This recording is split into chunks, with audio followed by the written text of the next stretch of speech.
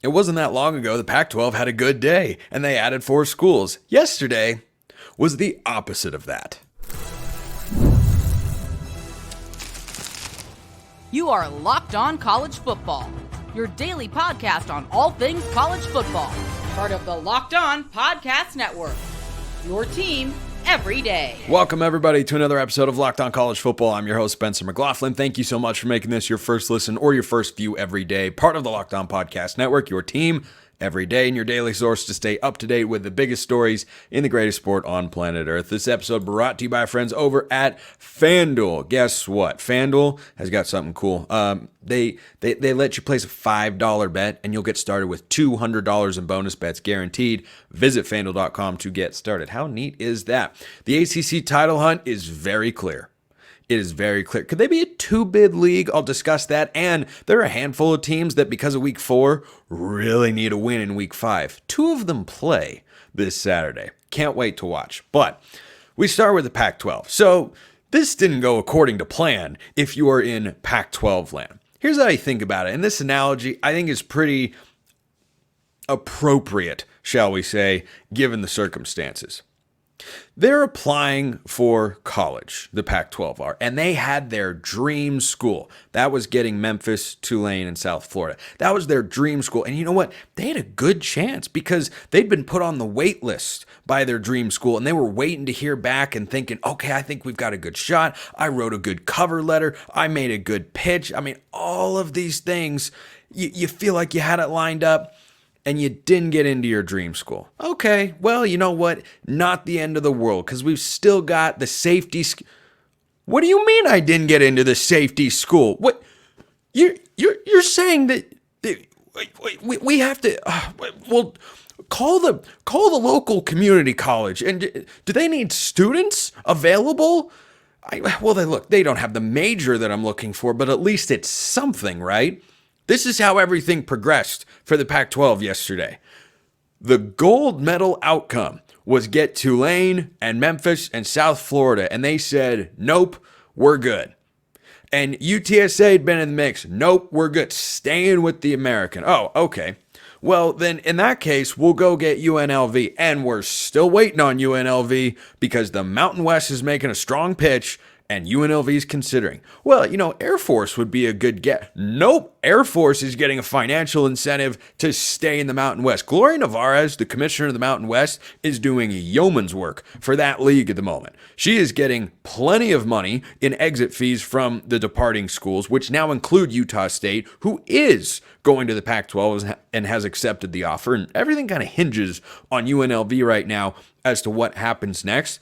But the fact that she was able to keep her membership intact and say, you should stay here, and that UNLV wasn't an automatic jump, that she made some pitch that is making the Rebels on a university level think about this whole ordeal, she's doing an incredible job. The Pac-12, on the other hand, this is not going according to plan. You could even argue that it was a disastrous day. I wouldn't push back. Because they didn't get option 1, they didn't get option 2, then they had this side option, a school that they applied to and said, well, if we get in, that'd be really fun. This is Gonzaga, by the way. And Gonzaga is not coming to the Pac-12. That report got shut down in about 2.8 seconds. So the Zags have had conversations, but the Zags are not going there yet. So not a good day for the conference in their realignment rebuild. Still, it is important to remember, I'll offer a silver lining for those in Pac-12 country out there. You've still got Boise State, the Beavs and the Cougs, of course. You got Fresno State, you got San Diego State, you have Colorado State. That's still a good foundation. And with Utah State in the mix, you've got 7. And without those schools, but keeping Air Force and keeping UNLV, the Mountain West currently has 7. So who gets to 8 first? Because even if Gonzaga winds up joining the Pac-12, they don't have football and they're not going to get it. So you still need to find another member. Where are you going? Where are you looking? Who are you getting? Are you going to listen to Sacramento State and pull them up from the FCS ranks? Are you going to try and get Texas State out of the Sun Belt? Do you hold out and just sit steady for several months while the ACC figures its stuff out and hope that someone comes available that would eventually join your league? That's a thought that has to be considered at the moment. it has a sense of urgency to it right now in the middle of the season. I don't really know why, because there's a lot of time before these moves really have to be decided. I thought these sorts of decisions would get made after the season, sometime in the February, March era, but apparently not. And so we're waiting on UNLV, because UNLV keeps the Mountain West at 7, and UNLV would get the Pac-12 to 8, and then they could stay there, and that would be their league starting July 1st, 2026. And if you're looking at it from a neutral observer standpoint, well, what should I want? Who should I be rooting for here? The Mountain West has a much easier path to filling spots from departed members than does the Pac-12. Because the Mountain West would probably go get New Mexico State and UTEP, which are right in their geographic footprint. Or maybe they'd look to the FCS ranks and go get the Montana schools. I think they'd probably look to New Mexico State and UTEP. You already have New Mexico in your league if you're the Mountain West, which has gotten commitments from a bunch of schools, but not UNLV. Air Force is staying put, and that's a major domino because the American was thinking about getting them. There were a lot of things unfolding. I kind of forgot how exciting it is to follow along a realignment news craze day.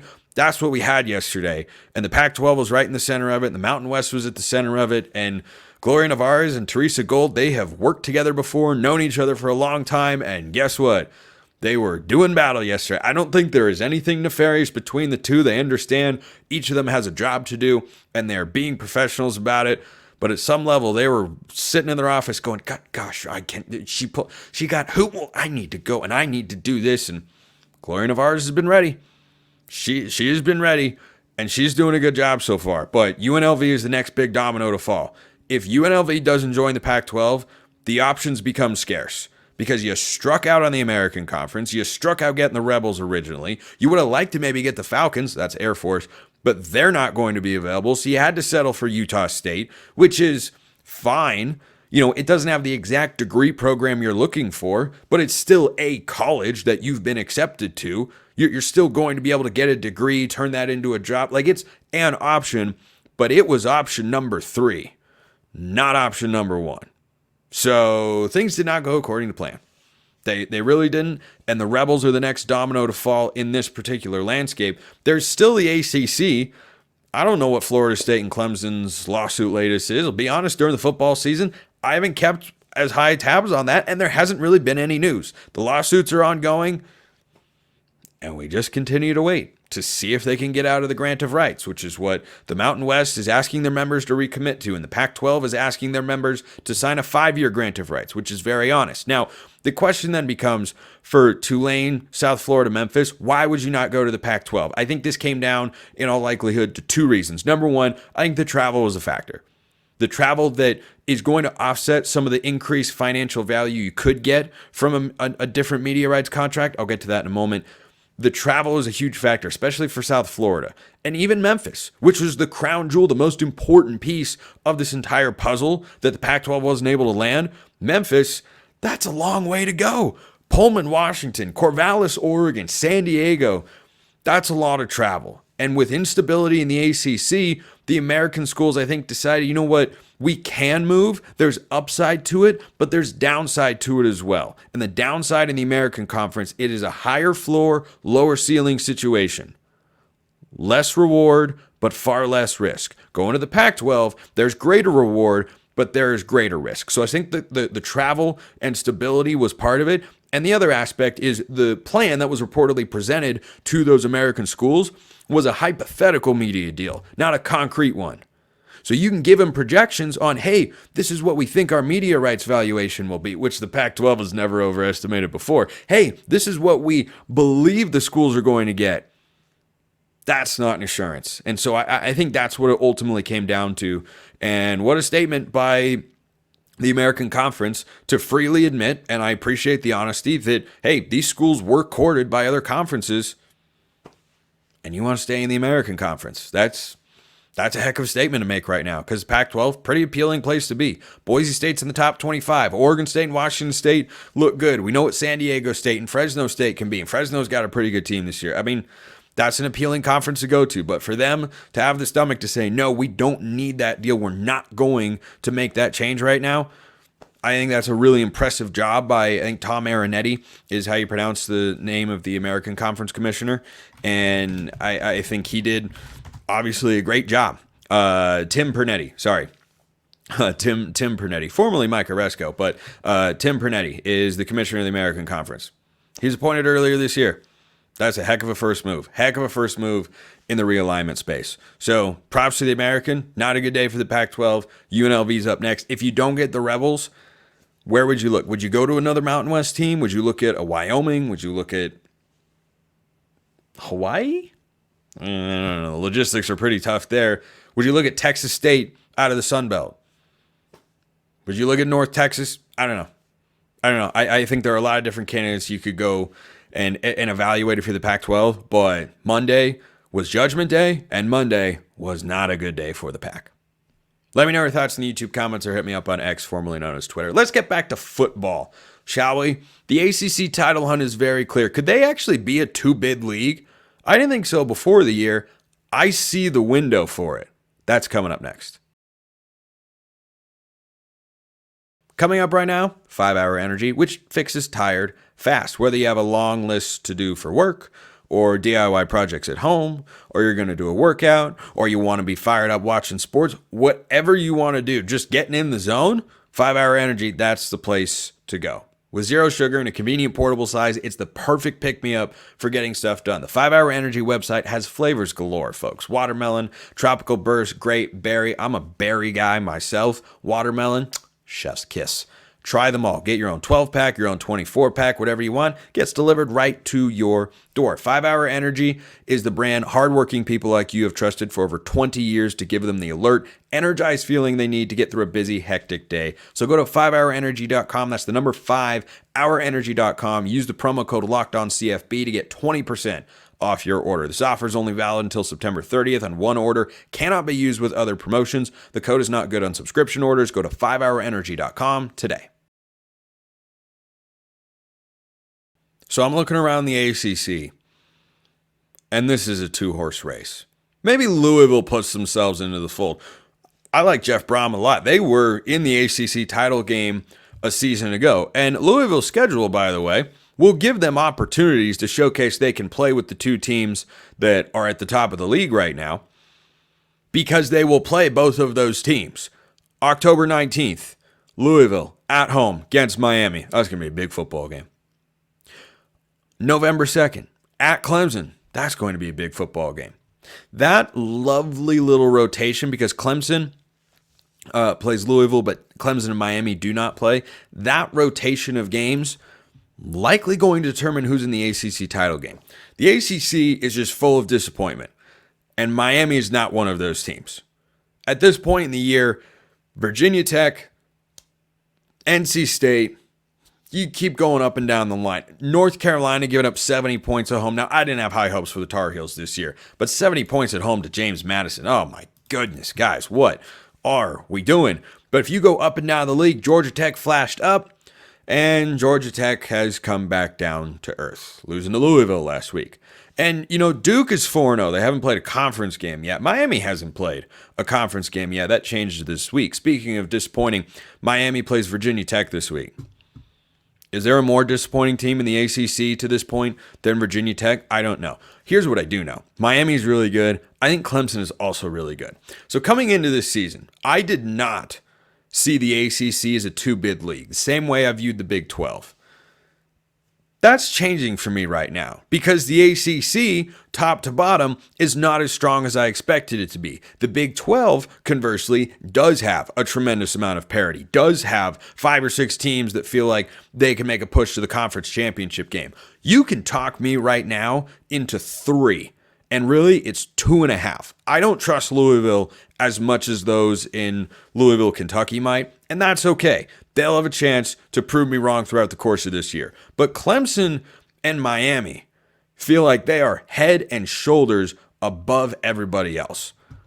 In the last 2 games, your first impression of Clemson was Georgia dog-walking them 34-3. That's Georgia in Atlanta. I know it's a neutral site game, quote-unquote. Let me know how much of a neutral site that felt like for the Clemson fans that were there. Their next two games after their offense couldn't score on Georgia. Remember, we're just talking about the ACC championship picture here. I'm not discussing their national title hopes. I'm just talking about the conference championship and getting into the playoff. In the two games since they scored just 3 points, Garrett Riley, Cade Klubnik, and company have put up 66 on App State and 59 on NC State. They play Stanford at home this week. Syracuse will tell you should be careful with Stanford. I don't know that Stanford's defense. Now, David Bailey's a really good edge rusher. He's just one guy of 11 that you put on the field defensively. I don't know if Stanford can keep Clemson under 40 points in that game. At Tiger Stadium, I don't see it. I do not see that happening. So I just Memorial Stadium. So I don't know why.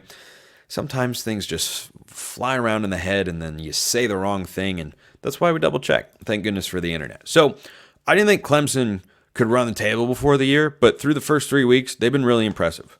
They've been really, really impressive. Stanford, they go at Florida State, the Seminoles stink, at Wake Forest, host Virginia, host Louisville. That's going to decide it right there. If Clemson's going to be an at-large team, this stretch will decide it. Host Louisville, at Virginia Tech, at Pitt. Maybe I'm not talking about the Panthers enough. I think the Panthers have been a nice story to this point in the year. Eli Holstein's played well. Pat Narduzzi's got the boys playing really well over there in the great state of Pennsylvania. But I don't know that they're on a Clemson-Miami level. We'll see. We'll see. That's my answer on Pitt. And then it's the Citadel, and then it's South Carolina. That South Carolina's at home. That's a game you could lose. But Clemson running the table here feels entirely within the realm of possibility. So if you're an 11-win team, this is how the ACC could get two teams in. If you have two teams in the regular season that have 11 or 12 wins, they will both get in. And you could have that here. Because remember, Clemson and Miami don't play each other. They don't play each other. Louisville plays both of these teams. They could beat one. They're not beating both. They're not beating both. I am suddenly bullish on Clemson. I've been bullish on Miami the entire offseason. They were my preseason pick to win this conference. They have shown me nothing, and I mean nothing, to waver off of that prediction. But Clemson running the table here, going 11-1, and then Miami, and heck, maybe even if one loss is to Georgia and one loss is to, say, Louisville, or if they stumble against Pitt or Virginia Tech, those games are on the road in back-to-back weeks. Let's say they lose one of those games, but they beat Louisville and they beat the crap out of everybody else, and they go to the ACC title game and they lose to Miami. Would 10-3 get you into the playoff with Clemson? It's possible if they keep rolling people like this. Miami feels like a lock to win at least 11 football games. That's just in the regular season. Just talking regular season here. But that's the path. But these two teams are a clear step above anybody else that you feel like can contend in the ACC. And Louisville, Pitt, maybe. SMU's yet to play their first ACC conference game. I can look up and down. I look at what I've seen from Miami and Clemson, and they're impressing me. And Miami did it again over the weekend, if you were not aware. Miami, final score against South Florida on the road, 50-15. That's a South Florida team that is a dark horse contender in the American and went into Tuscaloosa and played Alabama tight for 3.5 quarters. And then the Tide pulled away. Well, Miami, now, the Bulls, to their credit, I got their mascot, after a little hiccup there. The Bulls played them tight for a little while, and then eventually Miami they did what they're going to do to a lot of ACC teams this year. They just have better football players across the board. They played Virginia Tech this week. I thought that was going to be a challenging game. Instead, the Hokies are 19-point underdogs, and I don't know that they're going to cover. If Brent Pry's team doesn't figure their you-know-what out this week, Miami will roll you, because Miami is yet to play a football game. They have played Florida, Florida A&M, Ball State, and South Florida. 2 games at home, 2 games on the road. Their shortest margin of victory, smallest margin of victory is the more accurate word there, as I try to remember how to understand the English language, is 24 points. 24 points. That's the closest game they've played. If you want to hold that against them, fine, go for it. They haven't played a close game yet. They can't do this, that, and the other. Okay. I don't know who's giving them a close game. Virginia Tech, no faith in the Hokies. At Cal has a tendency to play to the level of their competition. So maybe that game 8:30 p.m. Mountain Time. That's 7:30 Pacific. So I'd watch for that one. Late night kick, cross country trip, perhaps. At Louisville, that game's going to really tell us a lot about Miami. If they go in and win that game by 10 to 14 points, they feel like a lock to win the ACC. Then it's Florida State, Duke, at Georgia Tech, Wake Forest, at Syracuse. Which of those teams is capable of hanging around with Miami? Now, that's something that I'm saying about matchups on paper. That's why you play the games on the field. I'm impressed with Miami. I was bullish on them coming into the year, and I am tripling down on that particular take. I think the Hurricanes are really good. I think Clemson is also really good. I would love to see them meet in the ACC title game. And the simpler path for the ACC to get in two teams is Miami go 11-1, Clemson go 10-2, but only have one ACC loss, and then Clemson beat Miami. Clemson gets the auto berth, and Miami's in as an at-large team, which they will absolutely do. See, I'm so fired up about how Miami's playing. I'm smacking my own mic around. That's where we're at with the Hurricanes. Let me know your thoughts in the YouTube comments or hit me up on X, formerly known as Twitter. There are teams that need wins this week more than others. Those are coming up next. Coming up right now, FanDuel. Hey, NFL fans, guess what? You can start the season with a big return on FanDuel, America's #1 sportsbook. Plus, they have everything college football related. If you think I am a buffoon that has no business speaking into one of these microphones, you can go bet against every pick that I make. Do so at your own will. Do so at your own peril, perhaps, depending on how my picks are that week. When you get a hunch in the middle of a game watching the NFL, you can check out the latest stats, view live play-by-play, and so much more on the same page where you're placing your bets. You get $200 in bonus bets guaranteed when you place your first $5 bet. So anything you want for college football, anything you want for the NFL, anything you want for literally anything is over there at FanDuel. It's America's #1 sportsbook. It's why you should go check them out. They're the best. They've got a bunch of great stuff, spreads, over-unders, win totals. I mean, it's all phenomenal. Conference title odds are updated frequently. Go check them out. FanDuel.com, that's where you go. FanDuel.com. It was a disappointing week in Stillwater for Cowboys fans. They fall to 3-1. They could very easily be 2-2 because Arkansas should have won the football game, but they didn't. That's why you have a veteran coach like Mike Gundy in there. He found a way to win. Didn't do it last week because you know who else finds a way to win? Utah. If Cam Rising comes back for the Utes, conference title race over, give Utah the trophy now. But guess what? I have no confidence in Utah's ability to consistently put number 7 behind center and under center every week because I'm done expecting it. At this point, I'm going to be surprised when he is on the field. But death, taxes, and Utah football. So the Utes go into Stillwater and win 22-19. I picked him to win the game, albeit I thought Cam Rising would play. I thought Oklahoma State would win the game if Cam Rising didn't play. They did not.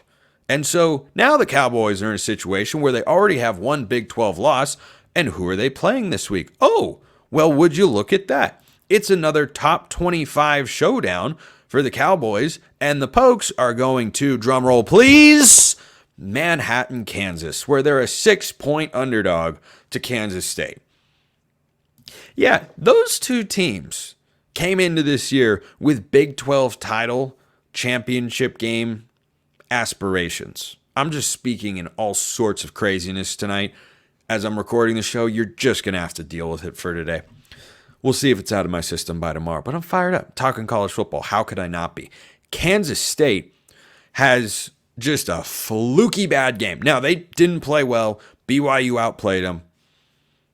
That game had a lot of craziness to it. It had a lot of late night, on the road, wild. This is the same Kansas State team that housed Arizona 31-7 or whatever it was. I don't even remember. It wasn't close is all you need to remember. Kansas State needs to win a game at home, and so does Oklahoma State. Because these are not non-conference games. Kansas State, Arizona, that was a non-conference game that just showed you what to expect. Arizona, by the way, goes to Utah this week at Rice-Eccles after they blew them out at home last year. I bid the Wildcats of Arizona good luck. I bid that to Oklahoma State as well, as they take on the Wildcats of Kansas State. who I think are going to come out with some sort of attitude. Now, Oklahoma State should as well, because they know they should have been able to win the football game, and they didn't. You should have been able to compete. They had their backup quarterback. You were at home. Still lost the game. Now you have to go on the road. Hostile environment against a ticked-off Kansas State team. That's just the way that I'd imagine that locker room is feeling after last week, that knows they are better than what they put on the field. Loser of this game is done as a contender to make the Big 12 championship game. You heard me correctly. They are not going to make it. Allow me to explain why. Oklahoma State on their schedule this year, after Kansas State, still has to play West Virginia. They still have to play at BYU, at Baylor, at TCU, Arizona State, Texas Tech, and Colorado. I'm not saying they won't win a majority of those games. Do you think they're winning all of them? Because you are not getting to the conference championship game with more than 2 losses. So you've already got 1. And if you lose to Kansas State, you suddenly have to go undefeated in that stretch, and that's not going to happen. So that's why Oklahoma State, must-win situation. Kansas State, same thing, must-win situation, because they have to go on the road back-to-back games following a bye. They play Oklahoma State, then they're at Colorado. Ask Baylor how easy it is to win a game that you should win. They're in Boulder. Then they have to go at West Virginia. They host Kansas. They go at Houston. They host Arizona State. They host Cincinnati. They go at Iowa State. Until that Iowa State game, a lot of winnable contests in there. But as we saw, Kansas State can struggle with a team that they shouldn't struggle with, at least on paper. So Oklahoma State and Kansas State, I think it is phenomenally awesome and the epitome of why college football is better than the NFL from a television interest standpoint. I know it doesn't do the same numbers, but there is no matchup in the NFL this week in which a team has to win or they are done as a contender to make the conference championship game. That doesn't exist. It does exist in Manhattan, Kansas this week. And I'll tell you right now, I like the Wildcats. I like the Kansas State Wildcats. But in the other Wildcats game, yeah, I definitely like the Utes at home. So that's just a fun game. That's just a fun game with some big-time stakes. Big-time stakes. Loser, Big 12 title game, out, done, goodbye. College football playoff, not happening this year. That's on the line in Manhattan, Kansas this week. Oklahoma, by the way. Teams that could use a win. Yeah, Oklahoma didn't have a good week. Season's not over, depending on what you see as the expectations for the Sooners this year. Now, some people saw them as a playoff-capable team. I wasn't one of those people, and now there is a mad debate, which certainly raged in the YouTube comments on a segment I put out the other day, about what Oklahoma should do at the quarterback position. A lot of people want to move on from Jackson Arnold. Okay, well, if you think that Hawkins gives you a better opportunity to win, what exactly you think you're accomplishing this year? You're getting him playing time for next year? Okay, that's fine. Let's see how you do against Auburn, who need to win this week, or there are going to be calls mounting amongst the Auburn fan base, just a sneaky suspicion I have, to fire Hugh Freeze. That's what you've got on the line in Auburn, Alabama this week. It's the 5th straight game that Auburn is playing at Jordan-Hare Stadium, and guess what? They have only won 2 of them. They've won 2. They lost to Arkansas last week. They lost to Cal this year. I mean, it has not been good. The offense has been horrible. That is a good defense, capable running backs, and the offense stinks across the board. And interestingly enough, in a game where those 2 fan bases are going to be clamoring for a win, to just cling to some level of positivity and hope and optimism for this year, you've got 2 offenses that don't know what they want at quarterback, don't know who they need at quarterback that's on their roster right now, and have played good defense. This game, let me figure out what the win total or what the point total is in this game, because the defenses in this game I think could really shine. Oklahoma's defense is good. I think Auburn's defense is pretty darn good, but the offenses, leaving a lot to be desired there on both sides. So Oklahoma favored by 2.5, according to our friends at FanDuel. The over-under is 45.5. I'm telling you right now, I like that under a lot. This has 17-13 written all over it. You flip a coin and tell me who wins.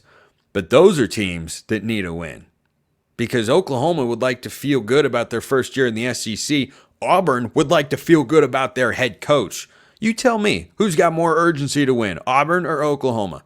Let me know your thoughts in the YouTube comments. Appreciate everyone listening. I'll see you next time. And until then, hope you have a wonderful rest of your day.